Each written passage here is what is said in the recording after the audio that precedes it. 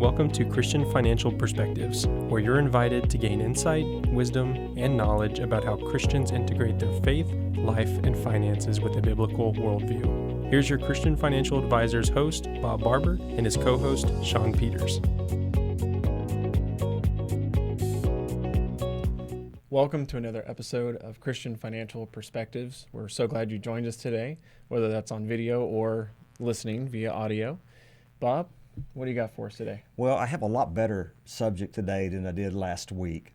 Last week was the number one reason for financial failure, and that's not ever fun to talk about, Shawn. Right. Yeah, I don't like talking about that, but we needed to. But today we're going to talk about the number one reason for financial success. So, I guess we could just say this is part 2 of the number one reason behind financial failure and success. Hey, that's pretty good. I like that. We could have all done that at one time, except it would have been an hour long. It would have been a long program. Yeah. So last week we covered the number one reason for financial failure in detail, which is procrastination. I forgot to look it up ahead of time. I thought I'd have time before this. Procrastination. I know it. You know, and the things that people will procrastinate on, we talked about that last week, and they'll procrastinate. This is the first one's a really big one. We're not going to go all over them again. We're just going to touch on them. Yeah. Is getting their estate plan done. That's right. I think this is the just number one one thing after another. Yeah. It's just one thing after another. I just can't ever get around to that. You know, it's Christmas is coming, and after Christmas I've got the next thing, then it's taxes, then the kids are on vacation. It's always something. And all of a sudden it's Christmas again. Yeah, exactly. It keeps going. So the second one is saving and investing early enough and consistently. The key is early. Exactly. Enough. Yeah. Exactly. And one that I've seen, unfortunately, with those that are left behind, is not having enough life insurance for a younger breadwinner when they have children. That's right. So I want you to have lots of life insurance. No, Jenna has enough. Jenna's got enough to take care of her. Okay, I want enough. I want you to have enough in case something were to happen to you. No, so yeah. I'd be That's what I make the program with. I mean, I guess you'd find somebody. But see, the key is, Bob, that at least this was what, I remember when I was going through the whole life insurance thing, is you want enough to make sure you take care of the family. But you don't want to be tempting, right? Exactly. Yeah, I don't want Jenna looking at that going, well, he'll be with the Lord. Yeah, exactly. You act up, you're out of here. So if you've not seen last week's program, we would definitely advise you, recommend you go back and see it. Yep. Okay? All right. So today, let's cover the number one reason for financial success. Yeah. But, first, I think it's important that we look at what financial success looks like. That's right. Okay. Because I'm sure everybody thinks of something different, but we're going to cover some areas that we feel are applicable to, pretty much everybody. So, yeah. So number one, a 65 to 70-year-old can retire because they started saving and investing early in life and didn't procrastinate. So that's one example. There's that word again from last week. So don't procrastinate. Yeah, that helps. Yeah, and I tell you, when I meet these 65 or 70-year-olds or even 60-year-olds, and they come in and you'd be surprised. I mean, the majority of them have over $1 million. But they started 30, 35 years ago. Yeah, and they were just so consistent in how they did it. They weren't trying to get rich quick. Right. It's that consistency. It was that scriptural principle. He saves little by little, makes it grow. That's right. Yep. Okay. The second one I think is a financial success is when an unexpected expense comes along, like a major repair, your air conditioner breaks, you need a new car, or even you lose your job, or maybe a health emergency comes along, and you have enough in cash reserves. Yeah, cash reserves to cover it. That is so important, and that's something a lot of people fail to do, is to build their cash reserves. Shawn, I even noticed that a lot of people, they'll build up their 401k, but then they forget to build the cash reserves. That's right. So I recommend doing both at the same time. Yep. Not one or the other. That's right. Okay? Yeah. All right. And when it comes to like your individual IRA or things like that, maybe you do outside of your work plan, it's one of the things that when people come in and they maybe they sold a home recently and they downsized, and they say, oh, I've got $200,000 left over that I can invest. And the first question I always ask is, great, well, how much do you have in your cash reserves? And it's it's crazy in my short time compared to Yeah, yours, right. how many times it's happened where they don't have a cash reserves, or it's very, very little. It's like, okay, well, then you don't necessarily have 200. Maybe you've got 150. Yeah. Like, but you need to look at your expenses. And like, that's just one of those things, like we said, like if you have everything in an IRA and everything in a 401k and you have that unexpected expense come along, you're not going to be in a good spot. Especially, it's crazy to have cash reserves right now if you're in this bear market. So, the investments are not considered cash reserves. Right. It's a complete separate thing. Yeah. This other one is kind of an ironic thing. It's kind of a flip on what success is, because it's not success when somebody unexpectedly dies. But it's when someone unexpectedly dies and they have their estate plans in order. Yeah. And that's a nice thing. I see it more times than not that their estate plan is not in order. Yeah. So think of that as financial success, to get your estate plan, and don't procrastinate. Don't procrastinate. So number 4, a breadwinner unexpectedly dies and has enough life insurance to financially care for the family in their absence. Yeah. And fortunately, we've had some of these too. Yeah. We just did a life insurance analysis yesterday. Austin and I were doing one, and for a breadwinner, 42 years old. Let me see, they make about $105,000 a year, and they had, I think it was about $120,000 saved up in their 401ks and different savings. And when the life insurance analysis came out, we thought we were reading the numbers wrong. You know what it said that person needed if they were to die next year? No. $1.8 million in life insurance. And how much did they have in life insurance? About $100,000.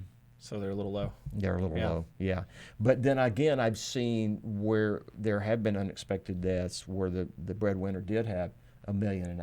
Yeah. And it really took the pressure Yeah. off of the remaining spouse. And one of the things, too, I think would be good for our viewers, listeners, when you talk about life insurance, it's far more important earlier in your career, earlier in your life, because typically your 20-something and 30-something year old isn't going to have a whole lot of investment saved Right. up. It's just not very common. Right. I mean, and maybe if you went to law school or doctor and you graduated early, and maybe you could build up really quick. But for most people, they don't have a lot for investments. So having that larger life insurance, even if it's a 20, 30-year term, super cheap when you're 20s and 30s. But that helps while you have time, because you're, of course, diligently saving and investing.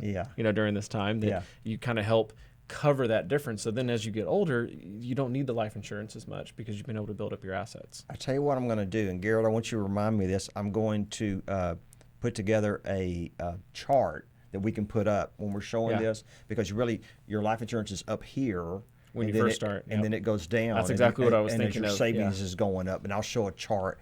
And that's one of the reasons behind buying term and investing the rest. Exactly. Which was a really big deal about 30 years ago when that came out, because it used to just be whole life insurance. Yeah, or which is universal. incredibly expensive. Yeah. But if you buy that longer term when you're younger, and then, like you said, you invest the rest, then that makes a big difference. So as that life insurance is getting closer to expiring, you're slowly building up your assets. Yeah.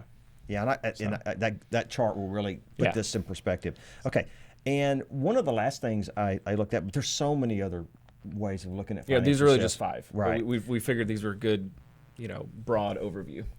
And I've seen this personally in our family when my wife got cancer and we had disability insurance coverage, and she could no longer work, and we had that disability coverage that covered her salary while she was getting her cancer treatment. That's right. Now we'll say we're heading towards 5 years of being cancer free now, so we're really excited about that. People ask all the time how Rachel's doing, and she's doing really, really well. So I'm we're fortunate and very happy to say that. So some of the things financially successful people do are they do not procrastinate. I know we've said it a lot, but they save consistently. Yeah, they invest wisely and diversify. They know where their money is going and they track it. Yeah, budgeting. They can give and help others in need. I think that's very important. It is. Yeah. That's they have a good financial plan in place that is so important. We'll help put that together for you as a fiduciary-based advisor.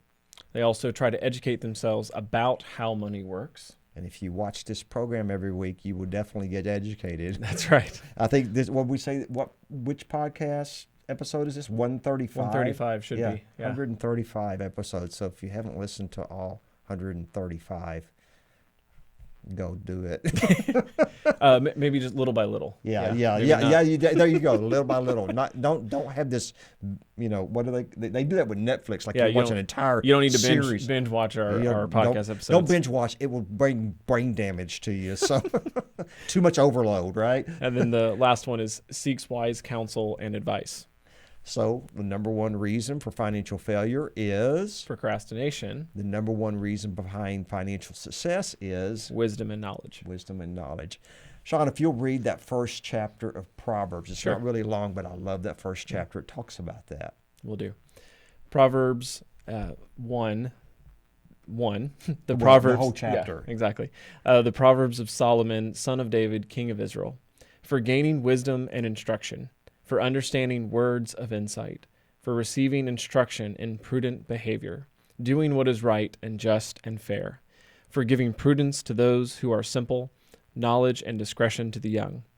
Let the wise listen and add to their learning, and let the discerning get guidance, for understanding proverbs and parables, the sayings and riddles of the wise. The fear of the Lord is the beginning of knowledge, but fools despise wisdom and instruction. So smart people don't despise it. That's right. They like that wisdom and instruction.